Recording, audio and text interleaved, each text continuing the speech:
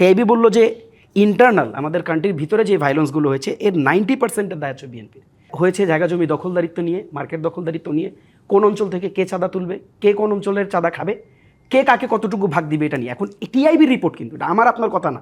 দুর্নীতি মুক্ত যে রাজনৈতিক কাঠামো কিংবা যে প্রশাসনিক কাঠামোর কথা আমরা বলছি, সেটি আপনারা দেখেছি যে নির্বাচনী প্রচারণার সময় একে অপরের বিপক্ষে কথা বলবার জন্য এক ধরনের অস্ত্র হিসেবেও ব্যবহার করা হচ্ছে এবারের প্রচারণায়। কিন্তু দীর্ঘ সময় আসলে আমরা এটি দেখলাম বাংলাদেশে, যখনই যারা ক্ষমতার কাছাকাছি থাকেন তারা নিজেদের লোক দিয়ে প্রশাসন চালানোতে বেশি স্বাচ্ছন্দ্য বোধ করেন। সেই অভিযোগ থেকে কিন্তু এনসিপিও বাদ পড়েনি। শুধু শীর্ষস্থানীয় নেতারাই নয়, এনসিপির নেতাদের পিএসদের বিরুদ্ধেও একই দুর্নীতির অভিযোগ রয়েছে।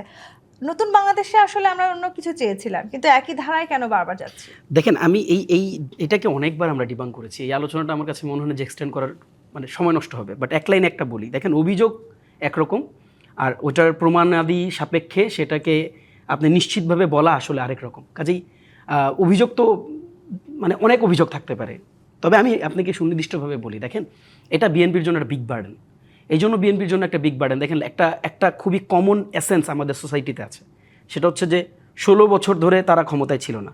কাজেই তাদের এখন অর্থবিত্তের কাছাকাছি থাকার একটা প্রবণতা থাকবে, এবং এটা খুব স্বাভাবিক একটা চিন্তা। এই চিন্তা থেকে কিন্তু সাধারণ মানুষ এই কথাগুলো বলে। আপনি দেখবেন টিআইবি যখন রিপোর্ট করলো এই যে নির্বাচনের ঠিক কিছুদিন আগে, টিআইবি কি বলল? টিআইবি বলল যে ইন্টারনাল আমাদের কান্ট্রির ভিতরে যে ভায়োলেন্সগুলো হয়েছে এর 90%-এর দায় হচ্ছে বিএনপির। এবার নগদে পাচ্ছেন হেলিকপ্টার অফার, তাই কেনাকাটার পেমেন্ট নগদে করুন আর বুঝে নিন 2000 টাকারও বেশি ক্যাশব্যাক সহ হেলিকপ্টার রাইড। পেমেন্ট শুরু করুন আজই। এবং আপনি যখন এই ভায়োলেন্সের ডিটেল রিপোর্টটা আপনি পড়বেন, আমার সুযোগ হয়েছে একটু দেখার, আপনি ডিটেল রিপোর্টটা আপনি যখন দেখবেন, আপনি দেখবেন যে most of the cases internally কেন হয়েছে জানেন?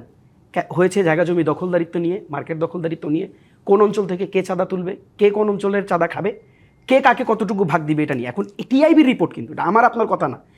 টিআইবির ক্রেডিবিলিটি নিয়ে আমার কাছে মনে হয় যেখানে কারো সন্দেহ থাকার সুযোগ আছে, কারণ তারা আওয়ামী লীগের সময় আওয়ামী লীগের চোখে চোখ রেখে এই বিভিন্ন দুর্নীতির কথা তারা বড় পরিসর বলছে, তারা বলেছে বলে আমরা বলার সুযোগ তখন পেয়েছি।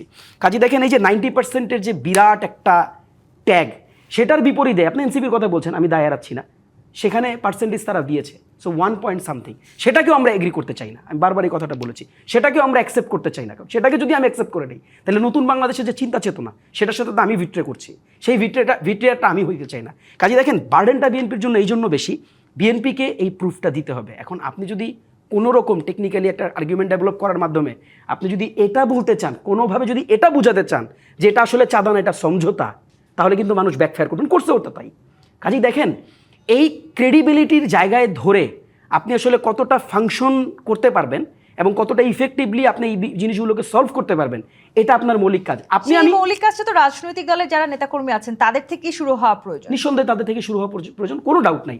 এবং আপনি যে কথাটা বলেছেন, দেখেন, পার্লামেন্ট এখন খুব ইফেক্টিভ একটা বিরোধী দল পেয়েছে, এবং বিরোধী দলের যে সাইজ, দ্যাট মিনস হচ্ছে যে সংখ্যা তাদের আসনের, এটা কিন্তু নিতান্তই কম না, কিন্তু ইটস অলমোস্ট 77।